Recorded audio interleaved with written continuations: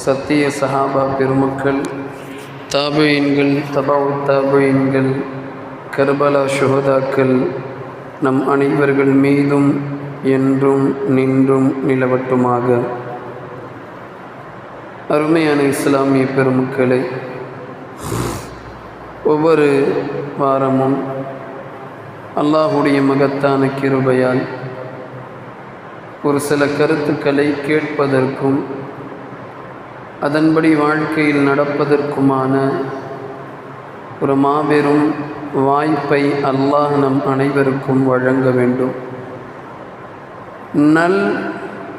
நல்ல நல்ல காரியங்களை கேட்பதன் மூலமாக இதயங்கள் சுத்தமாகி இறைவன் கூறிய அடிப்படையில் நமது வாழ்க்கையினை அமைத்து கொள்வதற்கு ஏதுவான ஒரு வாழ்வாதாரத்தையும் வாழ்க்கையினையும் அல்லாஹ் கொடுப்பது அவன் நமக்கு அளிக்கின்ற ஒரு மாபெரும் வெகுமதி. நல்ல செய்திகள் இதயத்தில் இறங்கி நமது இதயத்தினை சுத்தப்படுத்துகிற போது அல்லாஹ் நாடிய அடிப்படையில் நமது வாழ்க்கையினை நாம் அமைத்து கொள்ள முடியும். எப்படியும் வாழலாம் என்ற அந்த தத்துவம் சென்று இறைவனும் அவனது ரசூலும் நினைத்த, நாடிய, விரும்பிய அடிப்படையில் நமது வாழ்க்கை அமைந்திருந்தார் உலகத்திற்கும் மறுமையிற்கும் நமக்கான எந்த பயமும் இருக்க. நான் யாரிடத்தில் வேலை பார்க்கிறேனோ அவர்கள் என் மீது நல்ல மகிழ்ச்சியாக இருக்கிறார்கள், என்னை பொருந்தி கொள்கிறார்கள், என்னுடைய செயல்பாடுகளை ஏற்றுக்கொள்கிறார்கள் என்றால் எனது வாழ்க்கைக்கு நான் எந்த விதத்தில் பயப்பட வேண்டிய அவசியமில்லையே. எஜமானன் பார்த்துக்குவான். நான் யாரிடத்தில் வேலை பார்க்கிறேனோ அவர்கள் என்னை பார்த்து கொள்வார்கள், எனக்கான தேவைகளை நிறைவேற்றி வைப்பார் என்ற எண்ணம் எனக்குள் வந்துவிடும். சரி, நம்முடைய குடும்பத்தை, நம்முடைய பொருளாதாரத்தை, என்னுடைய பிள்ளைகளுடைய ஃபீஸை, எனது பெண்மகளுக்கான கல்யாணத்துடைய செலவை என்னுடைய ஓனர் பார்த்துக்குவார், என்னுடைய கம்பெனியுடைய டீன் பார்த்துக்குவாருங்கிற எண்ணம் நமக்குள்ளே வந்துடும்.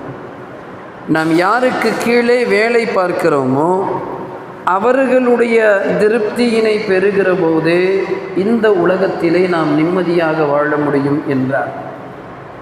சர்வலோகம் அனைத்திற்குமே, இந்த பிரபஞ்சம் அனைத்திற்குமே எவன் எஜமானனாக, எவன் உரிமையாளனாக, எவன் ஓனராக இருக்கிறானோ அந்த ராஜ ரப்புல் ஆலமீனின் திருப்தி பெற்ற வாழ்க்கையினை நாம் வாழ்ந்தோம் என்றால் உலகத்திலேயும் நிம்மதி, கபரிலேயும் நிம்மதி, மறுமையிலேயும் நிம்மதி, சுவனத்திலேயும் நிம்மதி. இப்போ அந்த அல்லாஹ் நம்மை ஏற்றுக்கொள்ளும் விதமான வாழ்க்கையினை வாழுகிற போது நிம்மதி இல்லாத தன்மை நமக்கு சென்று விடுகிறது. அல்லாஹ் நாடிய அடிப்படையில் நமது வாழ்க்கை அமைகிற போது நமக்கான இதயத்தின் நோய்களும் நம்முடைய ஹார்ட் டிசீஸ்களுக்கான எல்லா க்யூரும் அதிலேயே வந்துடுது. நம்ம தனியாக அதுக்காக வேண்டிய சிகிச்சையினை தேட வேண்டிய அவசியமில்லை. தனியாக அதற்காக வேண்டி நாம் செலவு செய்ய வேண்டிய அவசியமில்லை. இன்று மொத்த உலகமும் இதயத்திற்கு மருந்தினை தேடி அலைகிறது. நம்ம பசங்களை பார்த்தோம்னா ஃப்ரீ ஃபயர் விளையாடுறாங்க, ஸ்மார்ட் ஃபோனில் அந்த கேம் இந்த கேம் ஏற்றி வைத்து கொண்டு விளையாடுகிறார்கள். அல்லது ஒரு சில சினிமாவுடைய நடிகர்கள், நடிகைகளுக்கு பின்னால் தனது வாழ்க்கையினை அமைத்து கொள்கிறார்கள். ஒரு சில ஸ்போர்ட்ஸுகளை பார்ப்பதின் மூலமாக தனது கேளிக்கைகளை அமைத்து கொள்கிறார்கள். இவர்கள் அனைவரிடத்திலையும் ஏன்பா செய்கிறான்னு கேட்டால் அவங்க சொல்கிற பதில், எனக்கு நிம்மதி கிடைக்கணும், இது எனக்கு ரிலாக்ஸாக இருக்குது. இந்த ரிலாக்ஸ், இந்த நிம்மதி கடைசி வரை நீடிக்குமா? கேள்வி அதுதான். ஒரு ஃபோனை பார்ப்பதின் மூலமாக வரக்கூடிய நிம்மதி 24 மணி நேரமும் நம்மை தொடருமா? குர்ஆனில் அல்லாஹ் சக்கீனா என்ற வார்த்தையை சொல்லுகிறார். அவர்களின் மீது நாம் சக்கீனத்தை இறக்கினோம். அந்த சக்கீனத்துங்கிற வார்த்தைக்கு விளக்கத்தினை முஃபஸ்ஸிர்களான இமாம்கள் தெளிவாக எழுதுகிறார்கள். சக்கீனத்து என்றால் வெளியில் சொல்ல முடியாமல் இதயத்தில் அனுபவிக்கிற ஒரு பேர் ஆனந்தத்திற்கு பேர் சக்கீனா. அது யாரிடத்திலையும் போய் சொல்லி புரிய வைக்க முடியாது. ஏதோ ஒரு விதத்தில் இதயத்தில் ஒரு ஆனந்தம் இருக்கும். கடுமையான வறுமையில் இருப்பார், செலவு செய்வதற்கு அடுத்த வேளை காசு இருக்காது வீட்டில், சாப்பிட்றதுக்கு எந்த வழியும் இருக்காது வீட்டில். ஆனால் ராஜா மாதிரி இருப்பார். எது நடந்தாலும் பார்த்து கொள்ளலாம் என்ற ஒரு தெனாவட்டான ஒரு திமிர் அவரின் உள்ளத்தினை ஆட்டி படைக்கும். அந்த வாழ்க்கைக்கு, அந்த யதார்த்தத்திற்கு அல்லாஹ் சக்கீனத் என்று சொல்லுறான். அந்த சக்கீனத்துனா எல்லா நேரத்திலையும் இதையும் அமைதி கொள்வது. இன்றைக்கி அந்த ரிலாக்ஸ், அந்த மைண்டுடைய அந்த ரிலாக்ஸு எந்த சமுதாயத்திலையும் நிரந்தரமாக இல்லை. முக்கியமாக முஸ்லிம் சமூகத்திடத்தில் மிக மிக குறைந்து விட்டது. குர்ஆனில் தெளிவாக அல்லாஹ் நிம்மதி, சக்கீனத், நிம்மதி எதன் மூலமாக கிடைக்கும் என்று சொல்லுகிற போது அல்லாஹ் கூறுகிறான், அலா பிதிக்ரில்லாஹி தத்மஇன்னுல் குலூப். அங்கே போய் தேடி போகிறான், இங்கே போகிறான், இந்த கேம் விளாட்றான், அந்த ஸ்போர்ட்ஸுக்கு போகிறான், இங்கே போய் ஸ்விம்மிங் பண்ணால் நல்லா இருக்குன்னு சொல்கிறான், நான் கிரிக்கெட் பசங்களோடு சேர்ந்து விளையாண்டா நல்லா இருக்குன்னு சொல்கிறான். எல்லாவற்றுக்கு பின்னால் ஓடுகிறான். இறைவன் கூறுகிறான், நிரந்தரமான நிம்மதி என்பது என் பக்கத்தில் இருக்கு, ஏன் என்னிடத்தில் வரலன்னு கேட்குறான். பிதிக்ரில்லா, அல்லாஹுடைய நினைப்பில் மாத்திரம்தான் தத்மஇன்னுல் குலூப், இதயங்கள் நிம்மதி பெறும். வேறு எந்த விஷயத்தின் மூலமாக உலகத்தில் நிம்மதி வந்தாலும் அது நிரந்தரமாக நீடிக்காது. கொஞ்ச நேரம் ரிலாக்ஸாக இருக்கும், அடுத்த நேரம் பிரச்சனை ஆரம்பிச்சிடும். ஆனால் எல்லா நேரத்திலேயும் சுக துக்கம் அனைத்திலேயும் சமதளமாக செல்லக்கூடிய நிம்மதி, ஒரு ஆரோக்கியம், மன நிம்மதி, மைண்ட் ரிலாக்ஸ் என்பது எதன் மூலமாக ஏற்படும் என்றால் அல்லாஹுடைய நினைப்பின் மாத்திரம்தான் ஏற்படும். அந்த அல்லாஹுடைய நினைப்பின் மூலமாக நமது வாழ்க்கையினை அமைத்து கொண்டால் வாழ்க்கை சொர்க்கம். அல்லாஹ் எந்த அடிப்படையில் வாழுவதற்கு சொன்னானோ அந்த அடிப்படையில் நமது வாழ்க்கையினை அமைத்து கொண்டால் அது இறை நினைப்பு. எல்லா செயல்களிலேயும் இறைவன் இதை செய்வதற்கு சொன்னான், இதை செய்யக்கூடாது என்று சொன்னான் என்று சொல்லி செய்யக்கூடாது என்று சொன்னதை நாம் விட்டு விடுவதும் செய்ய சொன்னதை எடுத்து நடப்பதற்குமான ஒரு வாழ்க்கைக்கு பேர் இறை நினைப்பிற்கான வாழ்க்கை. திக்ர் என்றால் வெறும் தஸ்பீயை பிடிச்சிட்டு அல்லாஹ் அல்லான்னு செய்கிறது மாத்திரம் திக்ர் இல்லை. திக்ர்னா நினைவு. எல்லா நேரங்களிலேயும் அல்லாஹுடைய நினைப்பில் இருப்பதற்கு பேர் திக்ருல்லாஹ். திக்ருல்லாஹி அக்பர். உலகத்தின் மொத்த சுகங்களை விட, மொத்த அனுபவங்களை விட, மொத்த நிறைகளை விட மிகவும் சிறந்தது, ஏற்றமானது அல்லாஹுடைய திக்ர். அந்த அல்லாஹ்வை எல்லா நேரத்திலேயும் நினைத்து கொண்டிருப்பதற்கு பேர் என்னன்னா நிம்மதியான வாழ்க்கை. இந்த நிம்மதியான வாழ்க்கை கிடைக்கணும்னா ஃபஸ்ட்டு நிம்மதிக்கு தேவைன்னா நாவ அடக்கணும். இன்றைக்கி பெரும்பாலும் நிம்மதியினை இழந்து தவிக்கக்கூடிய நபர்கள் எதனால் நிம்மதி போச்சு, நாவ அடக்க மாட்டாங்க. ஏதாவது கண்ட அடிப்படையில் ஏதாவது ஒன்று பேசி விட்டார், பக்கத்து வீட்டுக்காரனுக்கும் இவனுக்கும் முட்டிக்கும். நல்லா போயிட்டுருப்பாங்க நண்பர்களுக்கு மத்தியில் பிரச்சனை வந்துடும், கணவன் மனைவிக்கு மத்தியில் பிரச்சனை வரும். இவை அனைத்திற்கும் காரணம் என்ன? நாவடக்கம். நாவை எதில் பேசணும், எதில் பேசக்கூடாது அல்லாஹ் சொல்லியிருக்கான். தீமையான காரியங்களை பேசக்கூடாது, நல்ல சொற்களை பேசணும். இவை எல்லாம் நாவிற்காக அல்லாஹ் ரப்புல் ஆலமீன் சொல்லுகிற ஒரு மிகப்பெரிய பாடம். இன்று சர்வலோகத்துடைய இன்டர்நேஷ்னல் பிரச்சனையே நாவு தான். ஏன்னா உலகத்திலேயும் நிம்மதி இருக்காது, மறுமையிலேயும் நிம்மதி இருக்காது. குர்ஆன் தெளிவாக சொல்லுகிறது, மா யல்ஃபிது மின் கௌலின் இல்லா லதைஹி ரகீபுன் அதீத். ஒரு வார்த்தை நம்ம பேசினாலும் அந்த ஒரு வார்த்தைக்கு கூட இடது பக்கத்திலேயும் வலது பக்கத்திலேயும் இருக்கிற மலக்குமார்கள் எழுதி கொண்டே இருப்பாங்க. எல்லா டேட்டாக்களும் என்ட்ரி ஆகிக்கொண்டே இருக்கிறது. சீ அப்படிங்கிற வார்த்தை கூட தப்பி போவாது. நாளைக்கு மறுமையில் அல்லாஹ் கேட்பா, இந்த இடத்துல இத்தனை பேர் முன்னாடி அவனை பார்த்து நீ சீன்னு சொன்ன, ஏன் சொன்ன கேட்பான். அப்போ அல்லாஹ் குர்ஆனில் கூறுகிறான், நீ பேசக்கூடிய அனைத்து பேச்சுமே, மனிதன் வெளியாக்கக்கூடிய அனைத்து பேச்சும், மனிதன் மொழியக்கூடிய அனைத்து பேச்சுமே அந்த மலக்குமார்கள் என்ட்ரி செய்து கொண்டிருக்கிறார்கள், எழுதி கொண்டிருக்கிறார்கள். குர்ஆன் தெளிவாக சொல்லுகிறது. 50வது சூரா 18. உலகத்திலையும் பிரச்சனை, மறுமையிலையும் பிரச்சனை. நாவை அடக்கம் செஞ்சால் எல்லாமே சரியாயிடும். நீ நிம்மதி இல்லை, ஏன் நிம்மதி இல்லை? மனைவியோட பிரச்சனை. ஏன் பிரச்சனை? அவள் அப்படி சொன்னாலா, நான் இந்த மாதிரி திட்டேன், எங்கள் 2 பேருக்கு மத்தியில் பிரச்சனை வந்துருச்சு, அதனால் நிம்மதி இல்லை. ஏன்டா இவ்வளோ ஸ்ட்ரெஸ்ஸாக நீ உள்ளக்க வர ஆஃபீஸ்க்கு? பைக் ஓட்டிகிட்டு வந்தேன், அப்படி வேகமாக போனேன், ஒருத்தவன் மேலே இடிச்சிட்டேன், அவன் என்னை பார்த்து ஏதோ ஒன்று சொன்னான், நான் கடுமையாக திட்டேன். காலையில் இருந்து இரவு படுக்கிற வரைக்கும் நமக்கு மத்தியில் இருக்கிற ஸ்ட்ரெஸ்ஸுக்கான மெயின் காரணமே நாவு தான். அந்த நாவை நாம் கண்ட்ரோல் செய்தாலே, நாவை எந்த விஷயத்தில் உபயோகித்தாலே பெரும்பாலும் மனிதனுடைய அத்தனை ஸ்ட்ரெஸ்ஸும் குறைஞ்சிடும். நிம்மதிக்கான வாழ்க்கை உங்களுக்கு கிடைக்க வேண்டும் என்றால் இறைவன் கூறிய அடிப்படையில் உங்களின் நாவுகளை நீங்கள் உபயோகித்தாலே பெரும்பாலான பிரச்சனைகள் போயிடும். இன்றைக்கி இன்டர்நேஷ்னல் பிரச்சனையை அடிக்கடி ஒரு கோமாளி அதிபர் வந்து ஒரு பேட்டி கொடுப்பார், அதில் பிரச்சனை பூகம்பமாயிடும். இன்டர்நேஷ்னல் பிரச்சனை நாவை வச்சு தான் பெரும்பாலும் ப்ராப்ளம். தமிழகம் தொட்டு அமெரிக்கா வரை நடந்து கொண்டிருக்கிற அத்தனை பிரச்சனைகளின் பின்னணியில் யாகாவராயினும் நாகாக்க காவாக்கால் சோகாப்பர் சொல் இழுக்கப்பட்டுன்னு சொல்லுவாங்க. எதை பேசணுமோ அதான் பேசணும், எதை பேசக்கூடாதோ அது பேசக்கூடாது.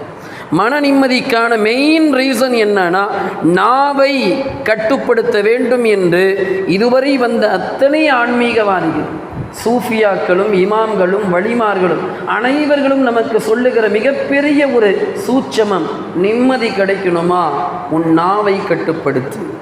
நபிகள் நாயகம் ஸல்லல்லாஹு அலைஹி வஸல்லம் சொன்ன ஹதீஸு தபரானியில் பைஹக்கியில் பதிவாயிருக்கு, அத்தர்கீப்ங்கிற கிதாபில் பதிவாயிருக்கு. அப்துல்லா இப்னு மஸ்ஊத் ரலியல்லாஹு அன்ஹு அறிவிக்கிறாங்க, அக்ஸரு ஹத்வாயா இப்னி ஆதம், ஆதமுடைய மகனான மனிதர்களுக்கான பெரும்பாலான பாவங்கள் தவறுகள் எதில் நிகழ்கிறது? ஃபீ லிசானி, அவருடைய நாவின் மூலமாக நிகழ்கிறது. நபிகள் நாயகம் ஸல்லல்லாஹு அலைஹி வஸல்லம் சொன்னாங்க. அதனால தான் நிறைய ஹதீஸில் நாவை கட்டுப்படுத்துங்க, சொர்க்கத்துக்கு நான் பொறுப்பேற்றுக் கொள்கிறேன் என்று பெருமானார் ஸல்லல்லாஹு அலைஹி வஸல்லம் சொன்ன ஹதீஸ் நிறைய இருக்குது. அப்போ நிம்மதியினை தேடி அலைபவர்கள் தன் நாவை கட்டுப்படுத்தினால் பெரும்பாலும் நிம்மதி கிடைச்சது. இரண்டாவது, நிம்மதிக்கான வாழ்க்கை உங்களுக்கு கிடைக்க வேண்டுமா, இதயத்தை சுத்தப்படுத்தணும்.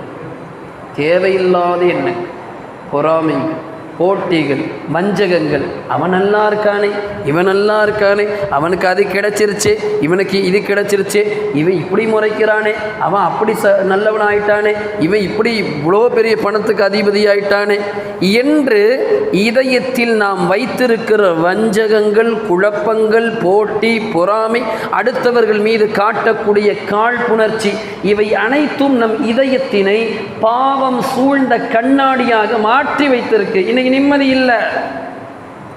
ஏன் நண்பன் தான், அவனுக்கு 10 லட்சம் ரூபாய் கிடைச்சிருச்சு, நான் சந்தோஷப்படணும், நான் சந்தோஷப்பட மாட்டேங்கிறேன். அவனுக்கு மட்டும் கிடைச்சிருச்சு, எனக்கு கிடைக்கலையே என்ற ஆதங்கம் என் இதயத்தை ஆட்டி படைக்குது. நம்மளுக்கு என்ன பிரச்சனைனா, என் வீட்டில் கரண்ட் போயிடுச்சேங்கிற பிரச்சனை இல்லை, பக்கத்து வீட்டுக்காரனுக்கு கரண்ட் இருக்கேங்கிற பிரச்சனை இன்னைக்கு இன்டர்நேஷ்னல் பிரச்சனை. எனக்கு கிடைக்கலையேங்கிற ஆதங்கத்தை விட அவனுக்கு கிடைத்திருக்கிறதே என்ற ஆதங்கத்திலேயே இன்னைக்கு பெரும்பாலும் மன நிம்மதி இல்லை.